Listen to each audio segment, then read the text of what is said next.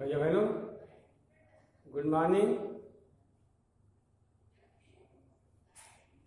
आज हम लोग क्लास 10th में democratic politics second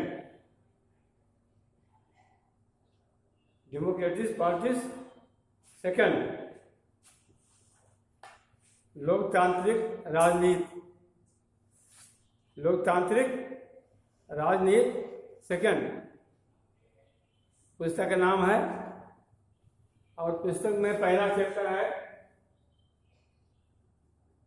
chapter 1 power sourcing, सत्ता की साझेदारी।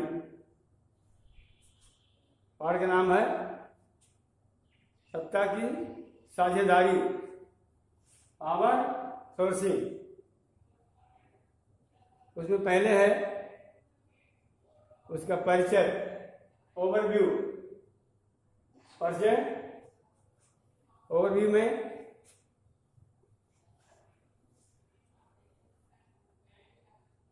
with this chapter we resume the tour of democracy that we started last year. We noted last year that in a democracy all power does not rest with any one organ of the government, and intelligent sharing of power among legislative, executive and judiciary is very important to the decision of a democracy. In this and the next two chapters, we carry this idea of our sharing forward. We start with two stories from Belgium and Sri Lanka. Both these stories are about how democracies handle demands for power sharing. These stories yield some general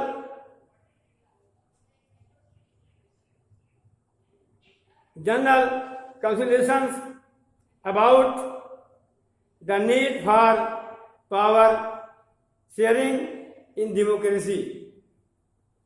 This always us to discuss various forms of power sharing that will be taken up in the following two chapters. ये अगले दो अध्याय में जो चर्चा की गई है उसी के बारे में परिचय बताया गया है, ओवरव्यू दिया गया है। इस अध्याय के साथ हम लोकतंत्र की उस यात्रा को आगे बढ़ाएंगे जो पिछले साल शुरू हुई थी। पिछले साल हमने देखा था कि लोकतांत्रिक व्यवस्था में सारी ताकत किसी एक अंग तक सीमित नहीं होती। विधायिका, कार्यपालिका और न्यायपालिका के बीच पूरी समझ के साथ सत्ता को विकेंद्रित कर देना लोकतंत्र के कामकाज के लिए बहुत जरूरी है। पहले 3 अध्यायों में हम सत्ता के बंटवारे पर सोच विचार को आगे बढ़ाएंगे। आइए हम बेल्जियम और श्रीलंका की दो कथाओं के साथ शुरुआत करते हैं। ये दोनों घटनाएं बताती हैं कि विभिन्न लोकतांत्रिक शासन पद्धतियां सत्ता के बंटवारे की मांग से किस तरह निपटती हैं। इन घटनाओं से यह समझने में कुछ मदद मिलेगी कि आखिर लोकतंत्र में सत्ता के बंटवारे की जरूरत क्यों होती है। इससे हम सत्ता के बंटवारे के उन रूपों पर बातचीत कर सकेंगे जिनकी चर्चा अगले 2 अध्याय में की गई है। फिर आप कहता है बेल्जियम एंड श्रीलंका। बेल्जियम और श्रीलंका के बारे में बताया गया है।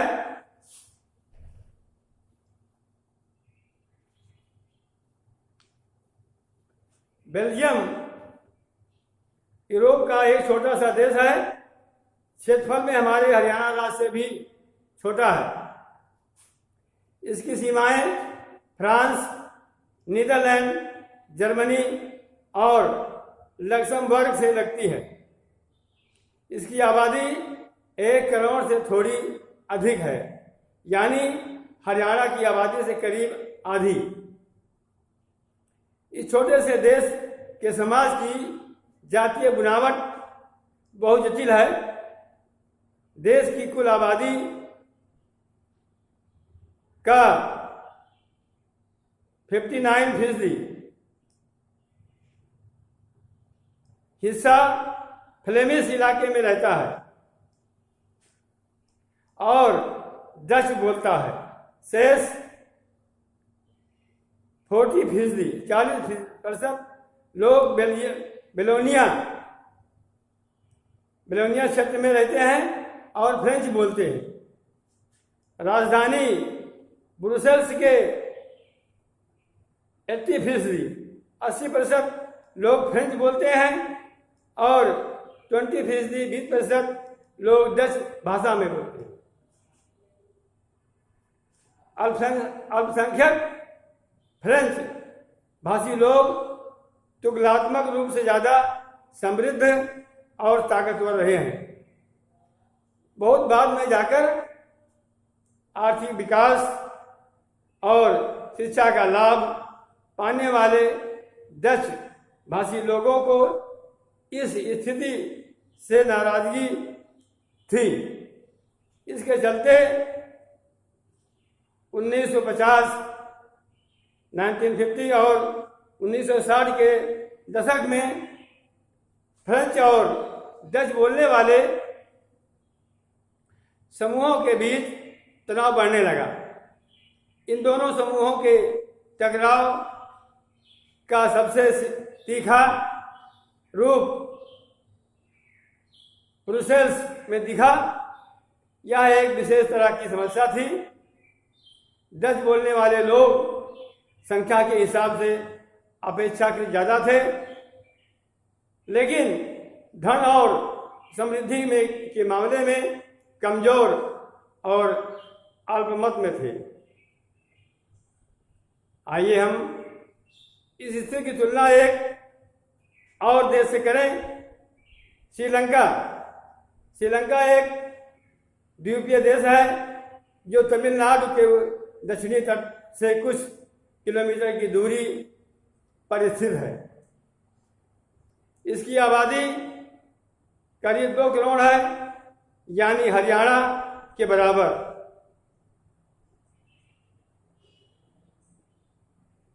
दक्षिण एशिया के अन्य देशों की तरह श्रीलंका की आबादी में भी कई जातीय समूहों के लोग हैं। सबसे प्रमुख सामाजिक समूह सिंघलियों का है, जिनकी आबादी कुल जनसंख्या की 74% फिर तमिलों का नंबर आता है जिसकी आबादी कुल जनसंख्या में 18% है, 18%। तमिलों में भी 2 समूह हैं, श्रीलंकाई मूल के तमिल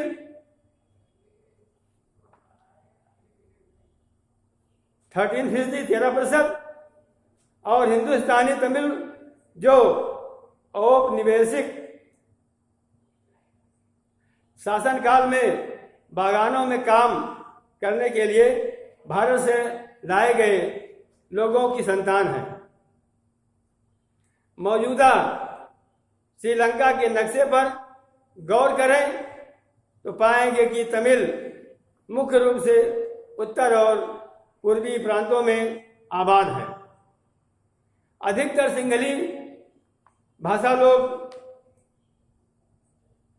बौद्ध हैं, जबकि तमिल भाषी लोगों में कुछ हिंदू हैं और कुछ मुसलमान। श्रीलंका की आबादी में ईसाई लोगों का हिस्सा 7% है, और वे सिंहली और तमिल दोनों भाषाएं बोलते हैं। फिर आपके अगला आता है पॉइंट, श्रीलंका में बहुसंख्यकवाद मेजोरिटियलिज्म इन श्रीलंका में बहुसंख्यकवाद।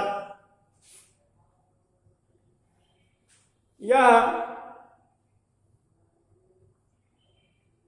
1948 में श्रीलंका स्वतंत्र राष्ट्र बना। सिंहली समुदाय के नेताओं ने अपनी बहुसंख्या के बल पर शासन पर प्रभुत्व जमाना चाहा।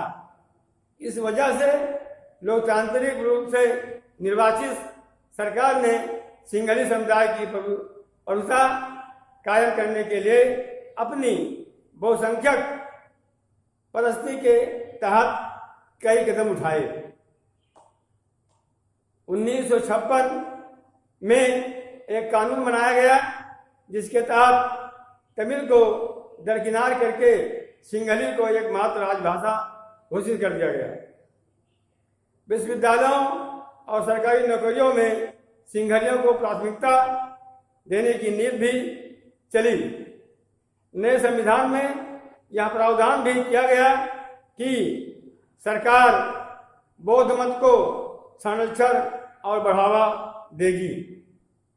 एक एक करके आए इन सरकारी फैसलों ने श्रीलंकाई तमिलों की नाराजगी और शासन को लेकर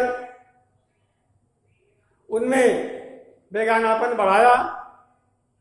उन्हें लगा कि बौद्ध धर्मावलंबी सिंहलियों के नेतृत्व वाली सारी राजनीतिक पार्टियां उनकी भाषा और संस्कृति को लेकर असंवेदनशील है। उन्हें लगा कि संविधान और सरकार की नीतियां उन्हें समान राजनीतिक अधिकारों से वंचित कर रही है। नौकरियों और फायदे के अन्य कामों में उनके साथ भेदभाव हो रहा है और उनके हितों की अनदेखी की जा रही है। परिणाम यह हुआ कि तमिल और सिंहली समुदायों के संबंध बिगड़ते चले गए। पुस्तक में देखेंगे तो श्रीलंका का चित्र बना हुआ है और बेल्जियम का चित्र बना हुआ है। बेल्जियम के समुदाय और क्षेत्र और श्रीलंका के जातीय समुदाय दिखाया गया। इसमें मानचित्र में पास लिखा है, जो दिखाया हुआ है, पीला है, लाल है, लाइन खींची हुई है और कुछ गाढ़ा है, कुछ हल्का है। इसमें जो पीले रंग से रंगा हुआ है वो फ्लेमिश डच भाषी लोग हैं, जिसमें लाल पर लाइन खींची हुई है, और जर्मन भाषी लोग हैं, और जो पूरा लाल है बेलोन फ्रेंच भाषी है, और जो हल्का लाल है वो ब्रुसेल्स राजधानी क्षेत्र है, बीच में बना हुआ है। बात बोले भेद खोले, क्या गया एक है बात बोले और भेद खोले। नीचे लिखा हुआ है एथनिक का जातीय, एथनिक या जातीय, ऐसा सामाजिक विभाजन जिसमें हर समूह अपनी अपनी संस्कृति को अलग मानता है, यानी यह साझी संस्कृति पर आधारित सामाजिक विभाजन है। किसी भी जातीय समूह के सभी सदस्य मानते हैं कि उनकी उत्पत्ति समान पूर्वजों से हुई है और इसी कारण उनकी शारीरिक बनावट और संस्कृति एक जैसी है। जरूरी नहीं है कि ऐसे समूह के सदस्य किसी एक धर्म के मानने वाले हों या उनकी राष्ट्रीयता एक हो। बेल्जियम का जो मानचित्र बना हुआ है उसके नीचे लिखा हुआ है बेल्जियम और श्रीलंका के मानचित्र में देखें इनके किस इलाके में विभिन्न समुदायों की सघन आबादी नजर आ रही है।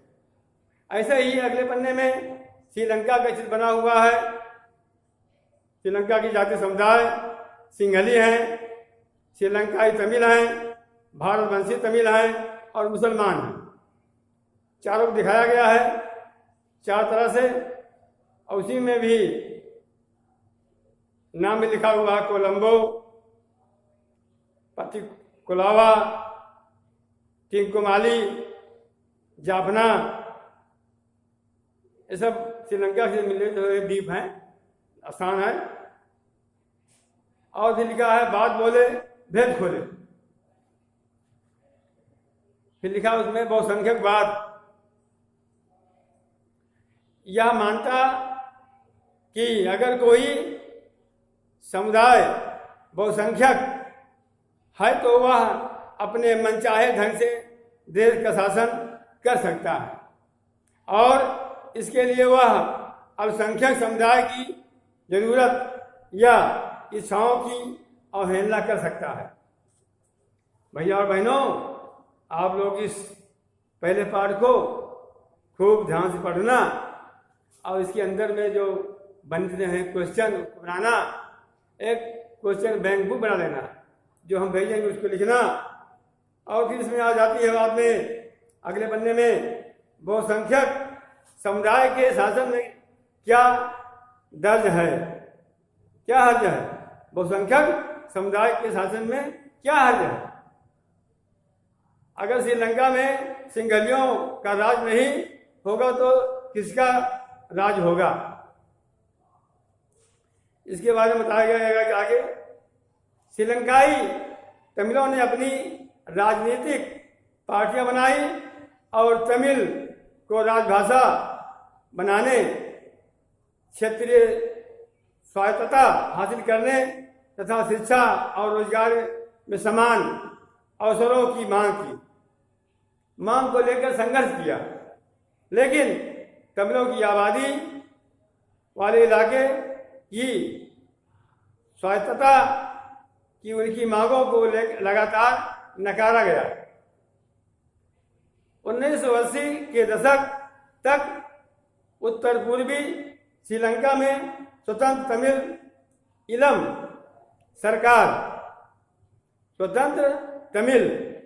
इलम सरकार ब्रैकेट में सरकार बनाने की मांग को लेकर अनेक राजनीतिक संगठन बने। श्रीलंका में दो समुदायों के बीच पारस्परिक अविश्वास ने बड़े टकराव का रूप ले लिया। यह टकराव गृह युद्ध में परिणत हुआ। परिणाम स्वरूप दोनों पक्ष के हजारों लोग मारे गए और अनेक परिवार अपने मुल्क से भागकर शरणार्थी बन गए।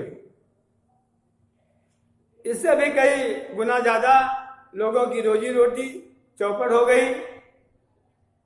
आपने पढ़ा है 10वीं कक्षा के अर्थशास्त्र की पाठ्यपुस्तक के पहले अध्याय में कि हमारे क्षेत्र के देशों में आर्थिक विकास, शिक्षा और स्वास्थ्य के मामले में श्रीलंका का रिकॉर्ड सबसे अच्छा है, पर वहाँ के गृह युद्ध से मुल्क के सामाजिक, सांस्कृतिक और आर्थिक जीवन में काफ़ी परेशानियां पैदा हुई हैं। 2019 में इस गृह युद्ध का अंत हुआ। और फिर बाद में पढ़ेंगे आप लोग बेल्जियम साझेदारी, इसके पहले लोग पढ़ा श्रीलंका में बहुसंख्यकवाद, और फिर अगले वीडियो में भेजेंगे हम बेल्जियम के बारे में बताएंगे, बेल्जियम की समझदारी।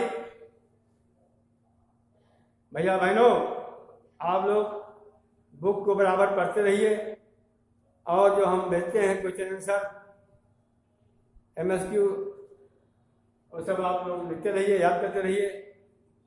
थैंक यू, धन्यवाद।